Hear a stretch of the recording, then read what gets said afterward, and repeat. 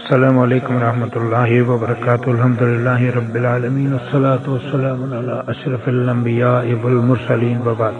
اللہ تعالیٰ نے انسان کو فطری طور پر کمزور پیدا کیا ہے اور اس کے ساتھ ایک طاقتور دشمن کو بھی لگا دیا ہے، اور اللہ تعالیٰ نے حق کا راستہ بھی بتا دیا ہے اور باطل راستوں پر چلنے والے لوگوں کو بھی آگاہ کر دیا ہے کہ اگر تم ان راستوں پر چلو گے تو تمہارا ٹھکانہ کون سا ہے۔ آج کی اس گفتگو میں ہم جاننے کی کوشش کریں گے کہ اس کا یہ دشمن رہتا کہاں پر ہے اور اس کے ملاقات کے اوقات کون سے ہیں۔ جنات اسی زمین پر بستے ہیں جس پر ہم لوگ رہ رہے ہیں۔ زیادہ تر ویرانوں، چٹیل میدانوں، کوڑا کرکٹ کے ڈھیروں، غلاظت کی جگہوں پر یہ بسیرا کیے ہوئے ہوتے ہیں۔ بقول امام ابن تیمیہ، جن لوگوں کو جنات لگ جاتے ہیں وہ زیادہ تر شیطان کے انہی اڈوں میں پناہ لیے ہوئے ہوتے ہیں۔ حدیث میں غسل خانہ کے اندر نماز پڑھنے کی ممانعت اس لیے ہے کیونکہ اس میں گندگی ہوتی ہے اور وہ شیطان کا اڈا ہے۔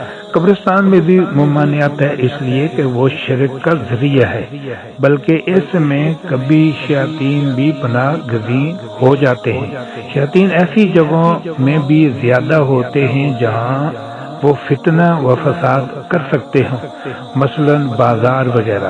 اسی لیے نبی مکرم صلی اللہ علیہ وآلہ وسلم نے ایک صحابی کو یہ کہہ کر وصیت کی، جہاں تک ممکن ہو سب سے پہلے بازار میں نہ داخل ہو، نہ سب سے آخر میں وہاں سے نکلو، اس لیے کہ بازار شیطان کا میدان جنگ ہے، وہ وہاں اپنا جھنڈا گاڑے ہوئے ہوتا ہے۔ اس کو مسلم نے اپنی صحیح سند کے ساتھ روایت کیا ہے۔ بلال بن حارث سے روایت ہے، وہ کہتے ہیں کہ ایک سفر میں ہم نے رسول اللہ صلی اللہ علیہ وآلہ وسلم کے ساتھ پڑاؤ ڈالا۔ آپ قضائے حاجت کے لیے نکلے۔ آپ کی یہ عادت تھی کہ قضائے حاجت کے لیے دور جایا کرتے تھے۔ میں نے آپ کو ایک لوٹا پانی دیا اور آپ نکل گئے۔ آپ کے پاس میں نے لڑنے جھگڑنے اور شور و شگوب کی ایسی آوازیں سنی، اس طرح کبھی نہیں سنی تھی۔ نبی صلی اللہ علیہ وآلہ وسلم تشریف لائے تو میں نے اس کے متعلق پوچھا۔ آپ نے فرمایا مسلمان جنات اور مشرک جنات آپس میں لڑ رہے تھے۔ انہوں نے مجھ سے درخواست کی کہ میں ان کے رہنے کے لیے جگہ متعین کر دوں، چنانچہ میں نے مسلمانوں کے لیے بلند زمین اور مشرکوں کے لیے پست زمین متعین کر دی۔ عبداللہ بن کثیر راوی کہتے ہیں کہ میں نے کثیر سے پوچھا کہ پست اور بلند زمین سے کیا مراد ہے؟ انہوں نے کہا بلند زمین سے دیہات اور پہاڑ مراد ہیں، اور پست زمین سے وہ حصہ جو پہاڑوں اور سمندروں کے درمیان ہوتا ہے۔ کثیر نے کہا کہ میں نے دیکھا کہ جس شخص کا واسطہ بلند زمین سے پڑا وہ محفوظ رہا، اور جس کا پست زمین سے واسطہ رہا وہ محفوظ نہ رہ سکا۔ زمخشری نے کہا دیہاتی لوگ کہتے ہیں کہ کبھی ایسا ہوتا ہے کہ ہم ایک بڑی جماعت کے پاس پڑاؤ ڈالتے ہیں اور وہاں خیمے اور بہت سے لوگ موجود ہوتے ہیں، لیکن وہ فوراً ہی غائب بھی ہو جاتے ہیں۔ دیہاتیوں کا خیال ہے کہ یہ جنات ہیں اور یہ ان کے خیمے ہوتے ہیں۔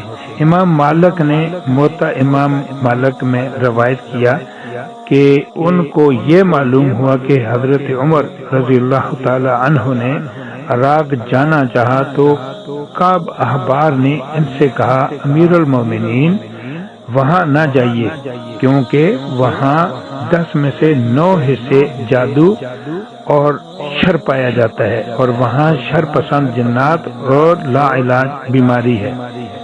ابو بکر بن عبید نے اپنی کتاب قید الشیطان میں یزید بن جابر سے روایت کیا کہ ہر مسلمان کے گھر کی چھت پر کچھ مسلمان جنات ہوتے ہیں۔ جب ان کے لیے صبح کا کھانا رکھا جاتا ہے تو اتر کر گھر والوں کے ساتھ کھانا کھاتے ہیں، اور جب شام کا کھانا رکھا جاتا ہے تو اتر کر گھر والوں کے ساتھ کھانا کھاتے ہیں۔ ان کے ذریعے اللہ تعالیٰ گھر والوں کی مصیبت دور کرتا ہے۔ شیاطین انہی گھروں میں رات گزارتے ہیں جن میں لوگ رہا کرتے ہیں۔ انہیں بھگانے کے لیے بسم اللہ الرحمن الرحیم پڑھنا اور اللہ کا ذکر کرنا، قرآن کی تلاوت، خصوصاً سورہ بقرہ اور آیت الکرسی کی تلاوت کرنا چاہیے۔ نبی صلی اللہ علیہ وآلہ وسلم نے بتایا کہ جب اندھیرا ہوتا ہے تو سارے شیاطین پھیل جاتے ہیں، اسی لیے آپ نے ایسے وقت میں بچوں کو باہر نکلنے سے روکنے کا حکم دیا۔ اذان دینے سے شیاطین بھاگ جاتے ہیں، ان میں اذان کی آواز سننے کی طاقت نہیں ہوتی۔ رمضان میں تمام شیاطین زنجیروں سے جکڑ دیے جاتے ہیں۔ السلام علیکم ورحمۃ اللہ وبرکاتہ۔